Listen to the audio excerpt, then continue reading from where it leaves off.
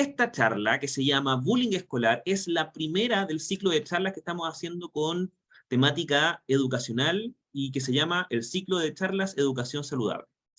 Y hoy vamos a hablar sobre bullying. Hicimos un pequeño ejercicio justamente para ver qué es lo que entendemos por bullying en temas de conducta, cómo lo hemos visto, cómo lo hemos vivido.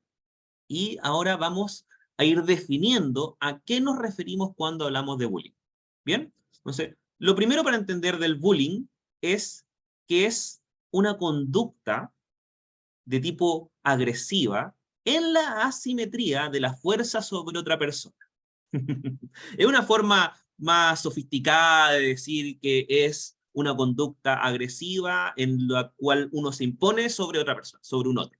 Ahora, hablamos de fuerza para entender que puede ser tanto la capacidad o la posesión o la visión de sí mismo, la conciencia de uno sobre una determinada capacidad o habilidad para resolver una determinada tarea.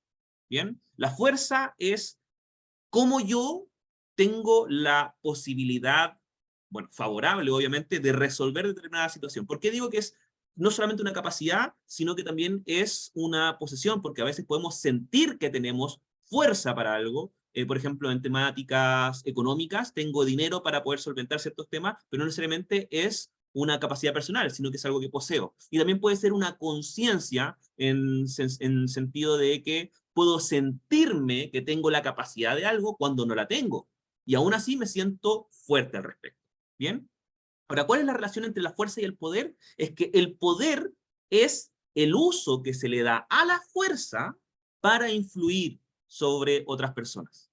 Entonces, entendiendo esto, es que podemos ver que toda relación que nosotros llevamos a lo largo de nuestra vida es una relación de poder, en donde podemos identificar nuestras fuerzas y las fuerzas de otras personas, comparándolas en la forma en que nos relacionamos con ellos, ya sea de forma ascendente, descendente o en paralelo.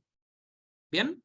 Entonces, el bullying ocurre cuando hay una asimetría en esta fuerza, donde una parte se da cuenta de esta asimetría y la utiliza de forma negativa frente a la que tiene menor rango o mayor debilidad frente a esta capacidad. Ahora, para entender que bullying se da siempre entre pares. ¿Qué pasa cuando hay una persona que está en una posición autoritaria frente a una persona? Por ejemplo, el jefe y el empleado. Ahí no se llama bullying porque no parte de una relación de igual a igual, porque ya jerárquicamente hablando están en una situación de poder que es distinta. Ahí se habla de relaciones de abuso, abusivas en cuanto al uso del poder. Bien, entre pares es que vamos a hablar de bullying, porque entre pares es que se empieza a ver una asimetría en esta posibilidad de utilizar esa fuerza que poseo para amedrentar a un otro. Bien, hay un desequilibrio, un desajuste en ese poder. Ahora, el bullying no necesariamente va a ser cualquier situación de el abuso de ese poder o del desequilibrio, sino que tiene que ser algo que es sostenido en el tiempo, es algo que es reiterativo, se repite y generalmente con la misma persona o con el mismo grupo de personas. Están siendo identificados como las víctimas, ¿bien? Y la víctima a la vez no se ve posibilitado de salir de esta situación, no tiene los recursos, no están las formas, no existe el espacio o no hay forma de salir y la otra persona, el victimario, no le permite tampoco. Bueno, y estamos hablando de cuáles son las figuras que componen el bullying y por supuesto que para que haya bullying hay un agresor. Está la persona que utiliza la fuerza o el poder, la simetría hacia la víctima, quien recibe toda esta diferencia y dificultad frente a su propia fuerza sobre el agresor. Pero no son las únicas figuras. También tenemos lo que son los espectadores. Y los espectadores son todas las personas que son conscientes, que observan que esta conducta de bullying se mantiene. ¿Ya? Pueden ser observadores presentes o no presentes. Presentes pueden incluso estar ahí y no intervenir, no involucrarse, incluso pueden hasta incentivar que esto ocurra sin involucrarse directamente. ¿Bien? Los espectadores son los facilitadores para que el bullying permanezca y perdure, porque al no involucrarse facilitan o permiten que esto ocurra. ¿Bien? No voy a tratar de profundizar tanto en las temáticas porque hay hartos temas y vamos a dejar las preguntas hacia el final, pero voy a tratar de ir explicando cada uno de los puntos y si tienen cualquier pregunta, por favor, háganla nomás o anótenla, pero al final, para que la aclaremos. ¿Bien? Ahora, ¿por qué ocurre el bullying? Primero, hay que tratar de no martirizar esta situación así como que es como algo caótico. De hecho, si bien el bullying no es una característica o una conducta deseable, pero sí es bastante esperable. La distinción es que deseable es algo que queremos que ocurra y esperable es algo que puede que no querramos, pero lo común es que ocurra, ¿ya? Entonces, es común que haya bullying. ¿Por qué? Porque es algo esperable dentro de las relaciones tempranas en las jerarquías subjetivas que se van desarrollando durante la infancia y la adolescencia. Entender que generalmente, quizás no siempre, pero generalmente el colegio, la escuela, es el primer espacio intersubjetivo en que las personas, en que los niños se relacionan sin control parental. Pueden haber otros espacios en compañía de familiares, de amigos, de donde viven, pero este espacio, el colegio, es el primer espacio donde en el fondo van a ser sin el control de sus padres y aprendiendo, o sea, perdón, aplicando todo lo aprendido durante su proceso formativo primario. ¿Bien? Entonces, hay muchas cosas de las cuales podemos no saber cómo pueden haber interpretado y solamente en este espacio interrelacional y subjetivo vamos a ver cómo es que lo vieron. ¿Ya? Y por supuesto que no necesariamente porque nosotros hayamos enseñado algo como padres significa que ese algo fue aprendido de tal manera como hijos. ¿Ya? Y hay muchas cosas que nosotros no estamos enseñando como padres que los hijos igual pueden aprender, como conductas flotantes. ¿Bien? ¿Por qué ocurre esto? Porque los jóvenes, los niños y todas las personas en general siempre estamos buscando a nuestros pares. Buscamos espacios donde pertenecer. Y así como buscamos espacios donde pertenecer, también somos capaces de identificar las diferencias en donde pertenecemos y en donde no pertenecemos, o quienes pertenecen con nosotros y quienes no pertenecen con nosotros. Eso se da, como hablamos antes, en función de nuestras fuerzas, nuestras características, nuestra identidad. Un niño o un adolescente no tiene una conciencia todavía completa de sí mismo. Por eso es mucho más subjetivo y es mucho más vulnerable a caer en mecanismos más precarios o primitivos en sus formas de relacionarse.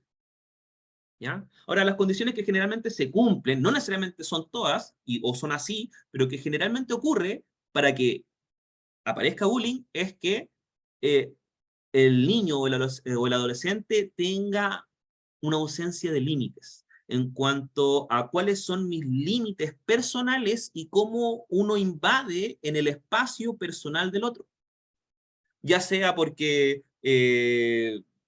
nunca los desarrolló, los desconoció, nunca se conversó, nunca se establecieron, tiende a transgredir los límites personales de las personas.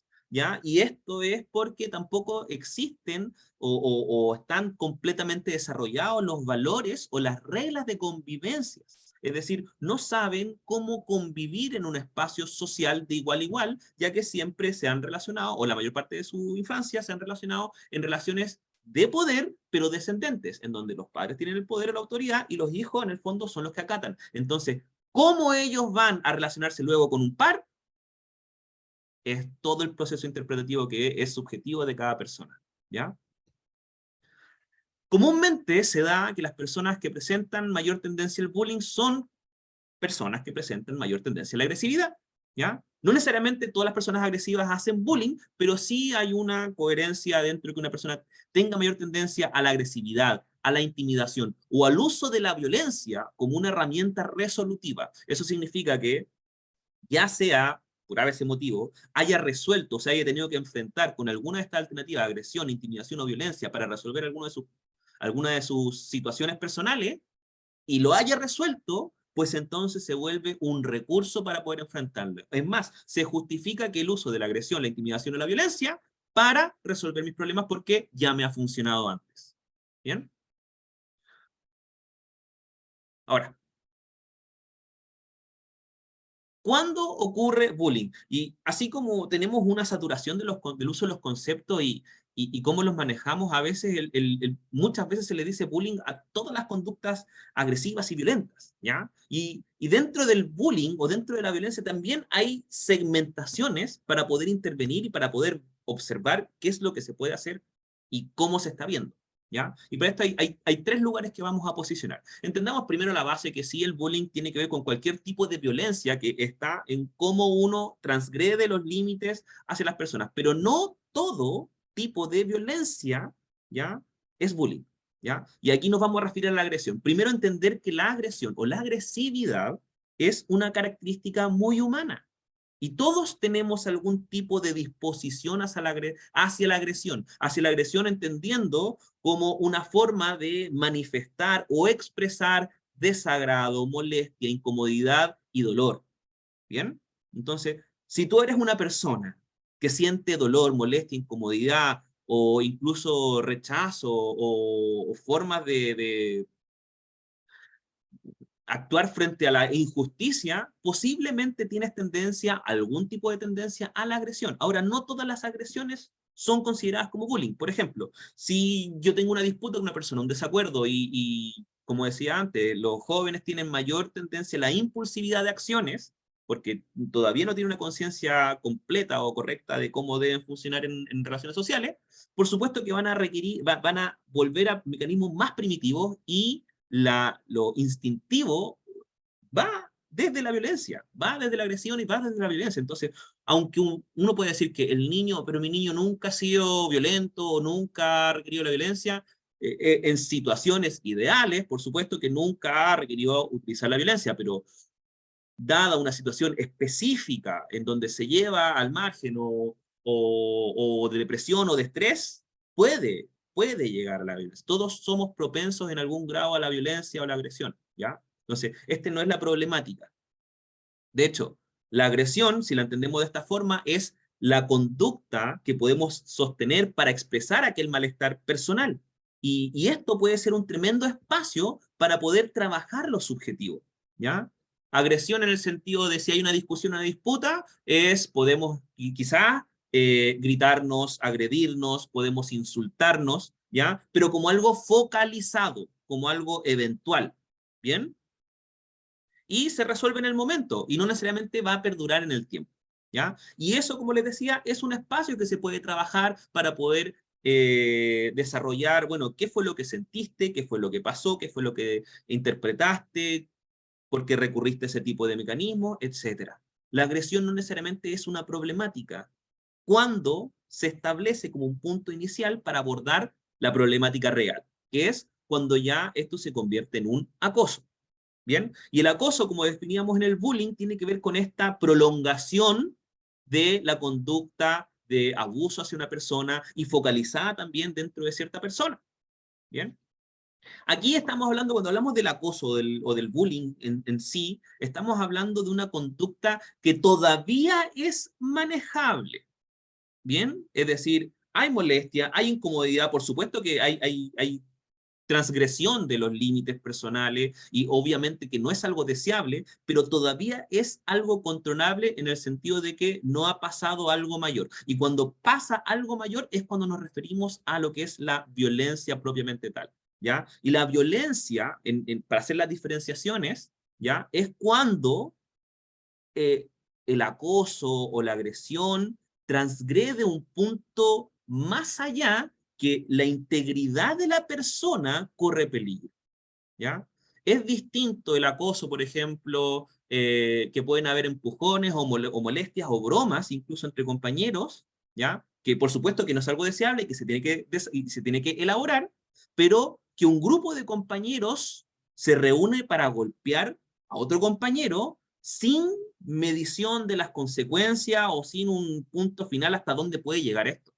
A eso me refiero yo con que ese punto de violencia tiene que ser abordado de otra manera, ¿ya? El acoso, como decía antes, es algo que efectivamente pasa a llevar los límites personales, vulnera a la persona, no es algo deseable, por supuesto, pero todavía es trabajable. En el fondo es un espacio de construcción todavía dentro de las relaciones. Pero la violencia es un punto en donde uno tiene que tener un protocolo de acción, ¿ya? Y tiene que ser riguroso en la forma en que uno, en el fondo, delimita y elimina este tipo de conducta. La violencia ya es algo no aceptable, ni siquiera por cualquier tipo de justificación que pueda haber, es algo no aceptable. ¿Bien?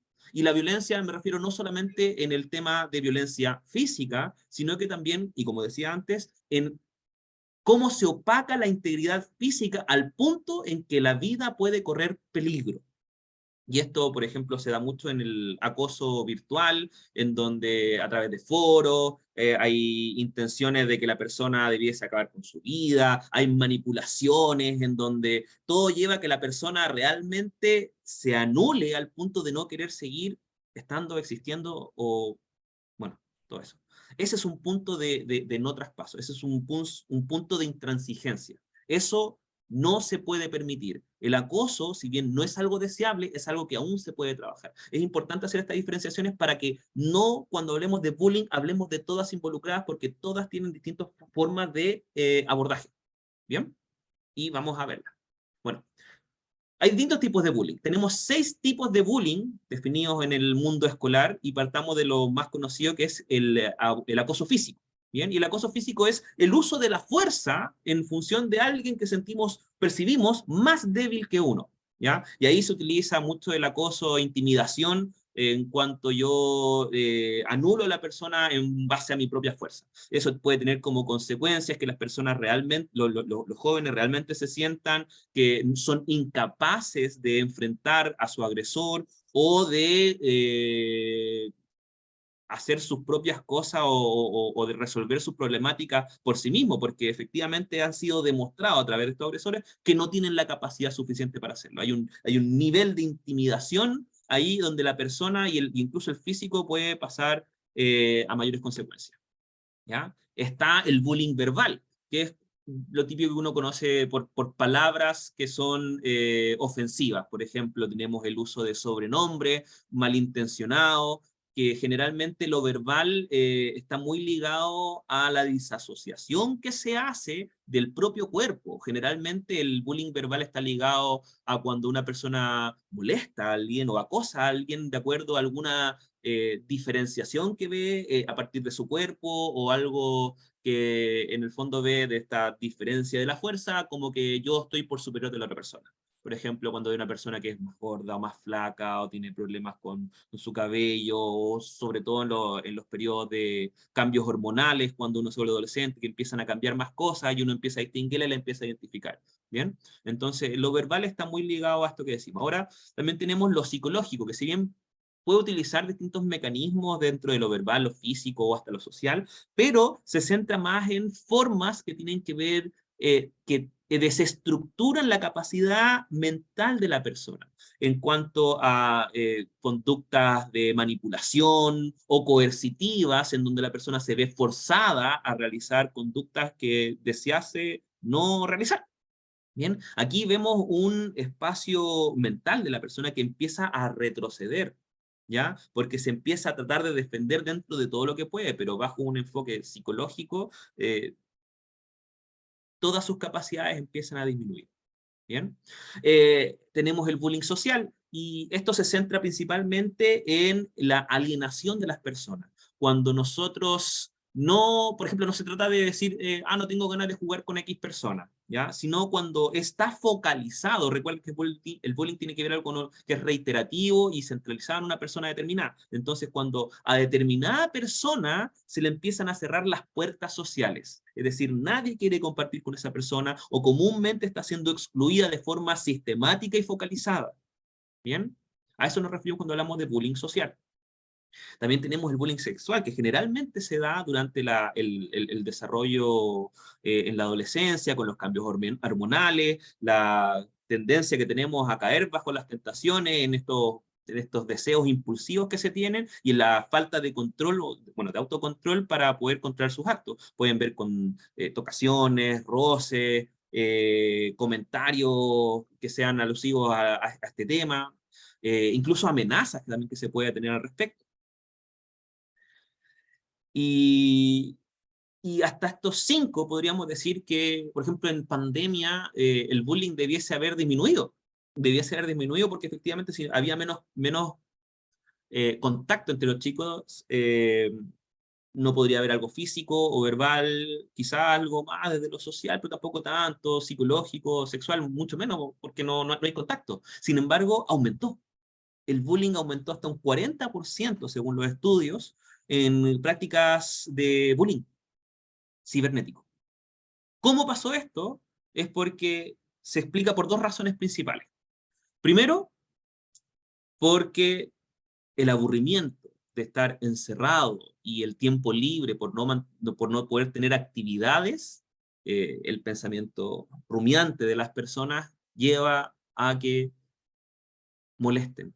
¿Por qué? Solo por el hecho de molestar. Entonces, esto es más complejo de abordar porque sin haber una razón de base, simplemente está la focalización por el hecho de sentir algo de emoción durante el día. Y esto fue algo bastante complejo de abordar que hasta el día de hoy todavía estamos sufriendo las consecuencias. Pero ya vamos a llegar a cómo lo abordamos. ¿Bien? Entonces, hay cierta similitud entre la víctima y el victimario desde cierto ángulo, ¿ya? Ni la víctima ni el victimario ocurren por mera coincidencia, ¿bien? El victimario tiene características específicas que lo llevan a ser el agresor y la víctima tiene características específicas que lo llevan a ser la víctima de su agresor. Entonces, para ir entendiendo qué tipo de conductas, comportamientos pueden favorecer este tipo de comportamiento, por ejemplo, la víctima o la víctima seleccionada por su agresor tiende a ser una persona que tiene baja autonomía. Es decir, tiene bajos niveles de independencia, ya sea porque haya sido criado de una forma de sobreprotección en donde no generó mecanismos para resolver de forma independiente. Entonces, no ha desarrollado herramientas para ser independiente. Por otra parte, el victimario trabaja, o sea, fue formado desde una baja autoestima, que tiene que ver con una baja valoración de sí mismo y de sus capacidades. ¿Bien? Entonces, si bien yo no me valoro lo suficiente, necesitaré valorarme en función de otros. ¿Y de qué otros? De personas que yo reconozca que tienen menos capacidad que yo.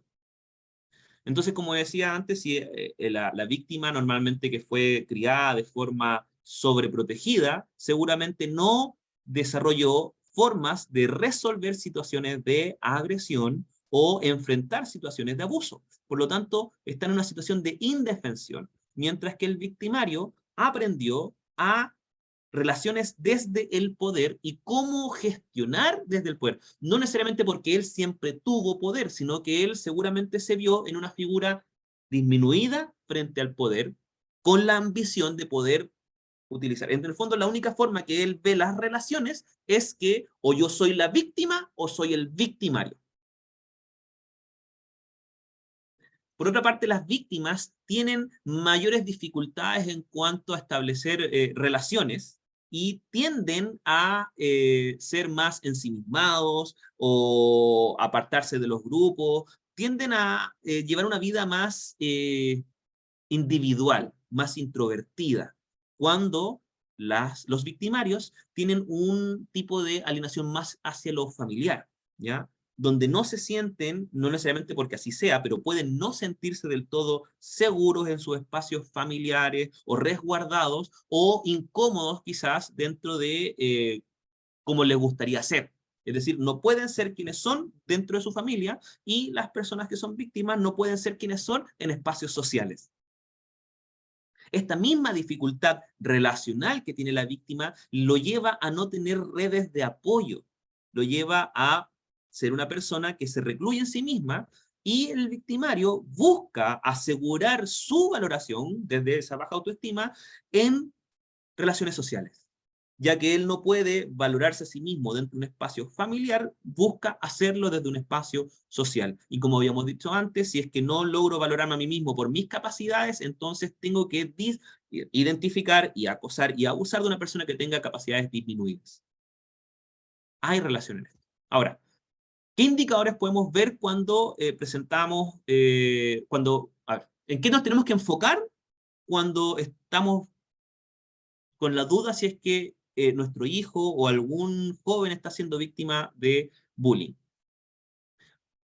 Primero, que es muy probable que tenga repentinos cambios de humor, que sus estados anímicos pasen de un polo al otro y que hayan cambios muy drásticos en sus hábitos. Aquellas cosas que le apasionaba o le interesaba hacer, dejan de interesarle de un momento a otro. Pueden también tener cambios drásticos en sus formas alimenticias, en donde dejan de comer porque efectivamente se empiezan a resguardar y se empiezan a proteger de todo lo que los rodea.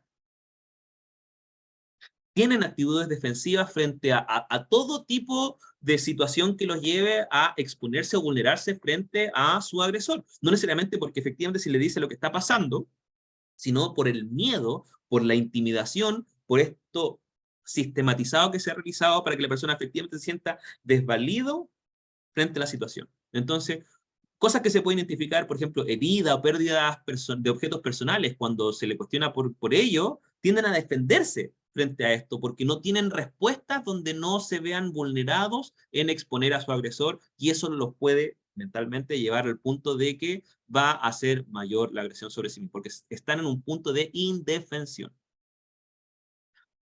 Aumenta la frecuencia de los dolores varios por ausentarse, ¿ya? Porque efectivamente, si los chicos identifican que en el colegio son acosados constantemente, van a somatizar, es decir, se van a sentir verdaderamente mal porque internamente no son capaces de concebir con lo que está lidiando en la realidad. Entonces, dolores de cabeza, dolores de estómago, son muy reiterativos en chicos que no, para justamente ausentarse del colegio, para no ir a vivir la experiencia de bullying.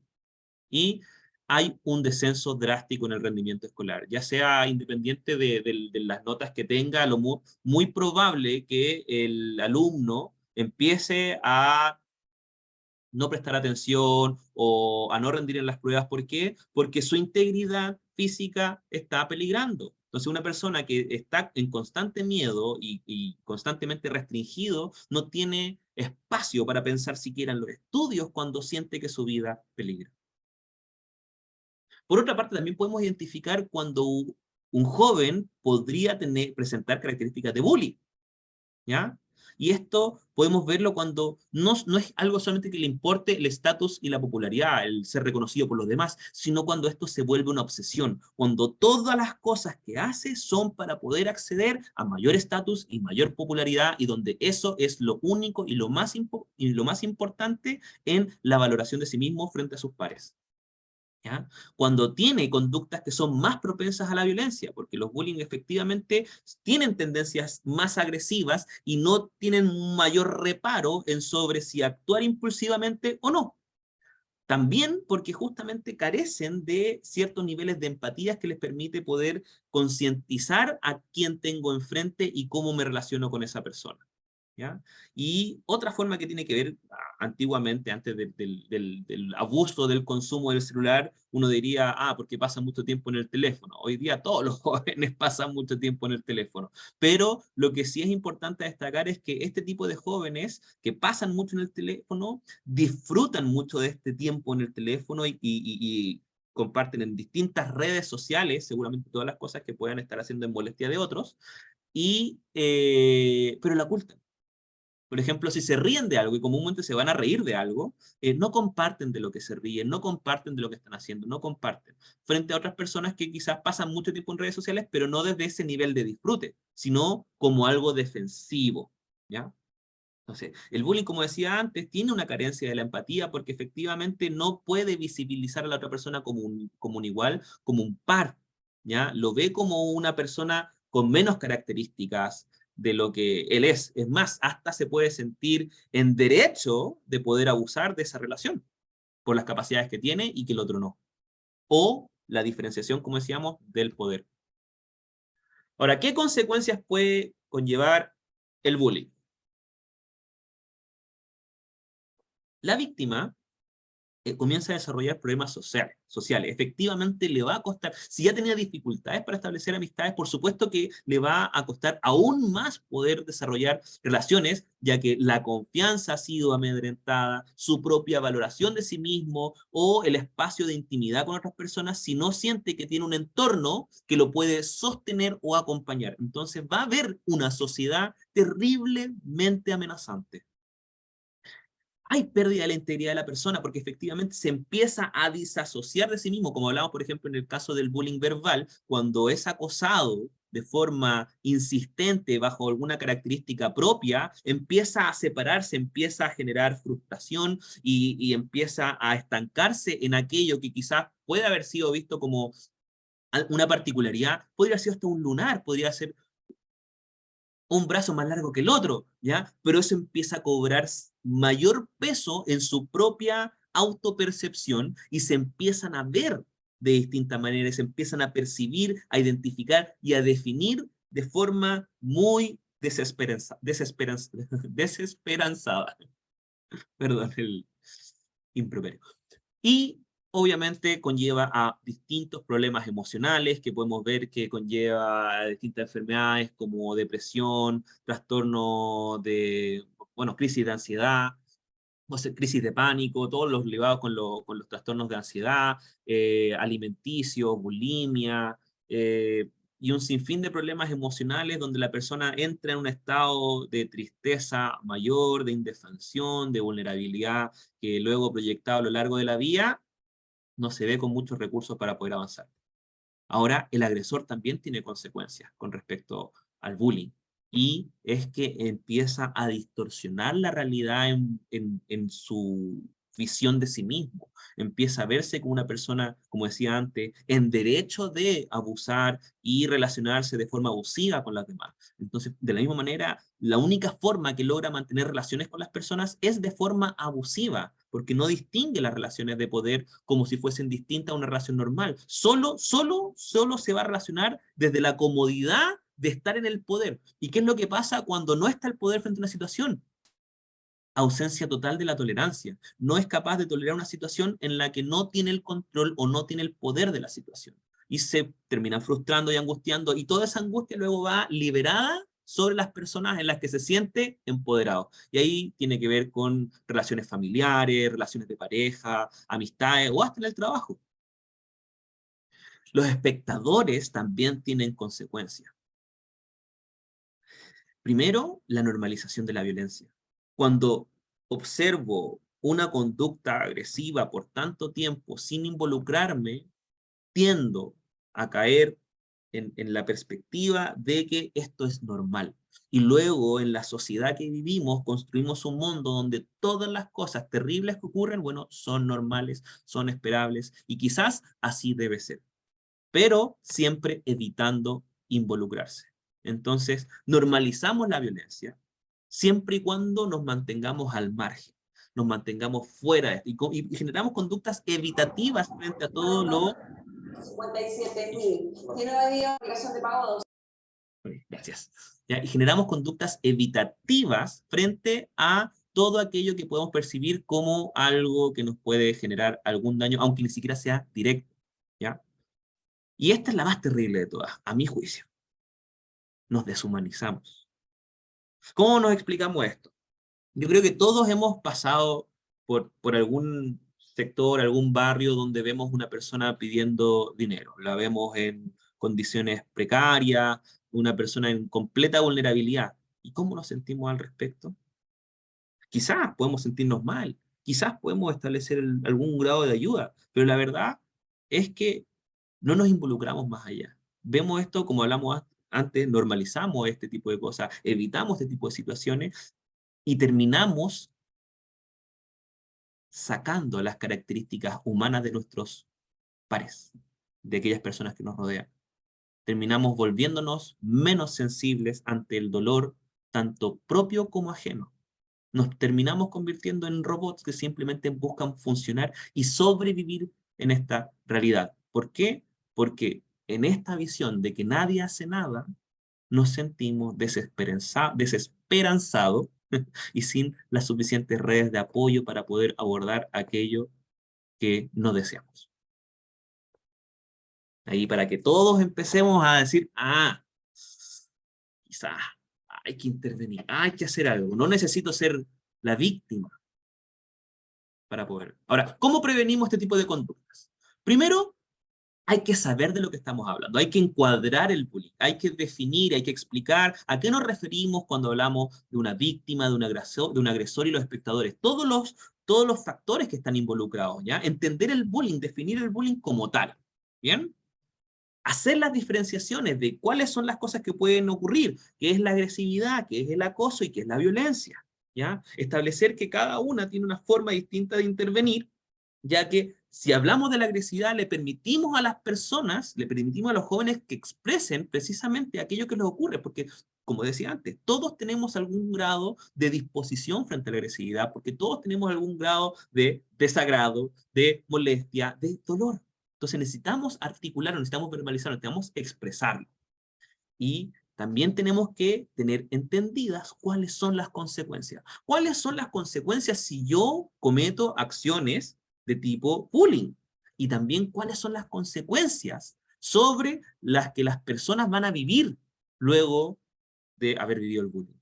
Porque las personas, comúnmente ocurre que las personas que ejercen el bullying, ¿ya? No son conscientes de las consecuencias, no, ni siquiera están pensando con suerte a corto plazo, mucho menos a largo plazo lo que puede ocurrir.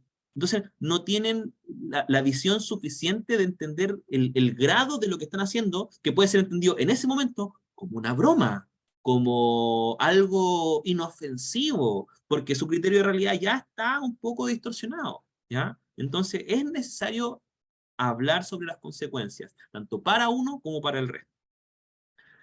¿Qué es importante también cuando estamos en prevención? Hacer una promoción salutogénica. Tenemos que promover conductas de bienestar y positivas de las formas en que queremos relacionarnos. Generalmente caemos en corregir aquello que no queremos que ocurra y quedarnos ahí, pero así como cuando yo digo en las terapias, por ejemplo, cuando una persona tiene una problemática psicológica y busca terapia para resolver su problema, bueno, digamos que pasa el tiempo, pasan las terapias, la persona resuelve su problema. ¿Eso le va a dar bienestar? No necesariamente. Cuando yo resuelvo mi problema, eso no me hace inmediatamente feliz, ¿ya? La falta de malestar no es igual a bienestar, ¿ya? Te lleva a un punto neutro. Entonces, cuando hacemos prevención, tenemos que promover lo que sí queremos que ocurra. ¿Cuáles son las formas relacionales que queremos tener en la comunidad y en la red de apoyo? Entonces, generamos conductas de mayor amabilidad y generosidad frente a los demás, ¿ya? Construimos redes de apoyo en donde todos nos podamos apoyar en un otro y nadie quede fuera ni estigmatizado. Hay que establecer herramientas comunicacionales que nos permitan expresarnos aquello que nos ocurre y generar diálogos para poder negociar, intervenir y comprender lo que está ocurriendo. Y ya más en lo específico, necesitamos desarrollar competencias emocionales en los jóvenes. Primero, tener una conciencia emocional. ¿Qué es lo que estás sintiendo? Uno podría decir, claro, que uno sabe lo que siente, pero si no lo verbaliza, no tiene un criterio ajustado de lo que realmente está sintiendo. ¿Bien? Es más, al momento de verbalizar algo es que uno realmente se apropia de lo que le ocurre. Si no lo verbaliza, puede ser una masa de ideas sin forma, sin pies, sin cabeza y sin forma de abordarlo. Entonces necesitamos generar conciencia emocional con aquello que nos ocurre para poder expresarlo y luego lidiar con ello. Elección personal, entender que todas las conductas que realizamos y las que no realizamos son elecciones personales.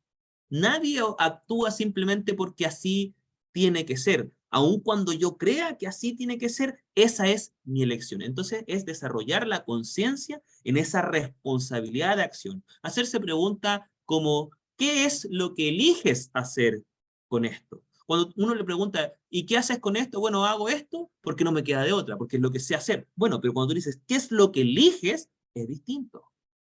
Porque conscientemente estoy eligiendo una conducta frente al estímulo. Finalmente, responsabilidad individual. Cuando hablamos de responsabilidad también tiene que ver con cómo nos hacemos cargo de las cosas que ocurren. Elegimos, como elección personal, pero también nos responsabilizamos de ello y obviamente de las consecuencias. Y ahí está otra forma de verlo y la pregunta es, ¿qué es lo que tú quieres hacer para esto? ¿Cómo puedo contribuir en lo que está ocurriendo? ¿Bien? Y empezamos a responsabilizarnos de una forma más propositiva. Ahora, ¿qué es lo que hacemos cuando ya el bullying está, existe? Hay que intervenir. Y primero, cuando hablamos desde el agresor, sí o sí tiene que haber una medida correctiva, pero no solamente un castigo cualquiera. Esto está mal, te vas suspendido, te quito esto. No, tiene que ser un castigo con conciencia. El castigo que se le hace al agresor tiene que ser en la medida que pueda tomar conciencia y responsabilidad del acto, porque muchas veces, como le decía, no son conscientes de las consecuencias que están teniendo con esa conducta. Entonces tienen que tener conciencia, tienen que desarrollar la conciencia a través de ese castigo. Ahora, el castigo además tiene que ser inmediato. No se puede postergar, no se puede alargar, no se puede prolongar, ya tiene que ser inmediato frente para que en el fondo no se promueva el tema de que uno no corrija la conducta cuando corresponde. ¿Bien? Por otra parte, hay que hacer una indagación de la causal. Cuando un joven presenta conductas de bullying, no necesariamente es porque el niño es malo, que es lo que comúnmente una persona mala, una persona puede pensar. Si el niño hace bullying, el niño es malo. Y no es así. Todo el mundo tiene razones para hacer las cosas que hace.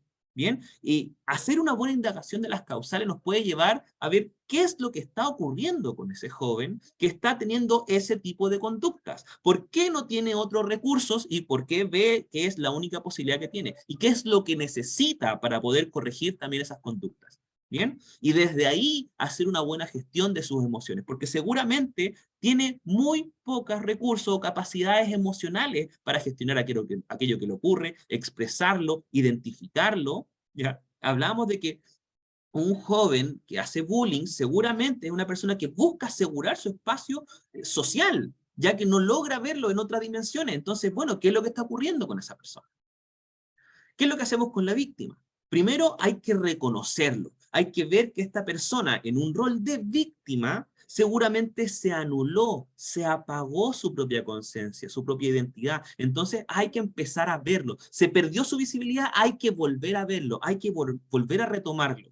¿Ya? Permitir que la víctima se vea a sí mismo, no desde su debilidad, no desde su incapacidad, sino desde ese ser que tiene diferencias, así como todas las personas, ¿ya? Pero desde un fortalecimiento, perdón, desde un fortalecimiento de sus capacidades, de sus fortalecimiento de sus fortalezas, pero sí tiene que ver con sus capacidades para ejercer su propia fuerza, ¿ya? Su propia concepción de sí mismo. Una persona que tiene una buena estima de sí mismo, una buena autopercepción, tiene mayor dificultad a caer en conductas de víctima o de bullying. ¿Bien? Porque esa persona tiene la suficiente fortaleza de sostenerse frente a las dificultades y a las adversidades. Y además, todas las personas necesitan desarrollar herramientas que les permitan enfrentar las dificultades y la agresividad de la vida, porque lo va a ver. Así es la vida. Entonces necesitamos desarrollarla. Y cuando las víctimas empiezan a tener conductas de mayor fortaleza y de reconocimiento de sí mismo es generar mayor refuerzo positivo sobre esas conductas, porque efectivamente necesitan mayor incentivo de que lo que están haciendo lo están haciendo bien y es lo correcto y es positivo para ellos. ¿Bien? Ahora, ¿qué podemos hacer con los espectadores? Primero, trabajar, como decía antes, el tema del apoyo en red. Crear una buena red de apoyo entre todos los pares. Yo creo que una de las cosas que más hemos aprendido este último tiempo tiene que ver con cómo la fuerza del grupo puede ser incluso más fuerte o más potente de la persona que puede estar al poder. ¿Por qué? Porque si todos nos apoyamos, hay menos vacíos donde uno puede agredir o interceder. Entonces, sostenernos todos es algo que nos ayuda también a tener conciencia social y de comunidad de cómo nos relacionamos y cómo avanzamos en conjunto hacia adelante.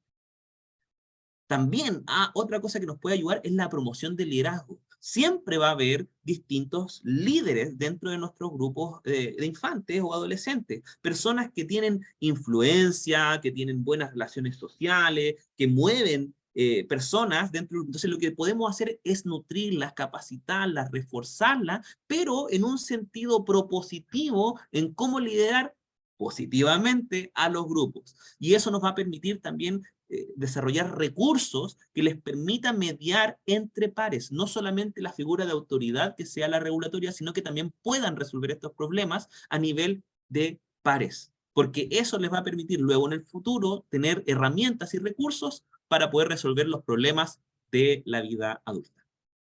¿Bien?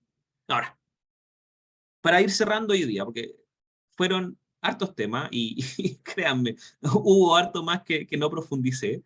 Eh, Unas últimas palabras para ir resumiendo todo lo que vimos recién. Primero, entender que el bullying es algo que determina nuestra postura frente a las relaciones y al poder. Si nosotros sentimos un entorno amenazante porque nos vemos amedrentados en nuestras capacidades, disminuidos frente a un otro, y vemos que el poder es algo que puede ser abusivo, por supuesto que nos vamos a relacionar erróneamente. Podemos utilizar el poder de una buena manera, como decía antes, generando líderes positivos y propositivos en los grupos, que ayuden a mediar y resolver las problemáticas, ¿ya? Pero la forma en que lidiamos, que la vivimos y la resolvemos es más importante que se dé. El bullying, más que sea algo que no debe ocurrir, es algo que debiésemos aprovechar para resolver este tipo de dinámicas que nos va a afectar a lo largo de nuestras vidas. ¿Bien? Entender que en el bullying estamos todos involucrados. No hay nadie exento. La persona que vio, que no vio, bueno, que no sabe, quizás es más difícil, pero si algo de conocimiento o algo de influencia puede tener y no lo hace, ya dijimos que va a tener consecuencias a la larga. Va a tener consecuencias en lo cercano y va a tener consecuencias en lo inmediato. ¿Bien? Entonces, lo importante es ver, como hablamos, cómo podemos contribuir todos. Y no se trata de que uno sea el que contribuye en todo, sino cómo todos podemos contribuir en algo.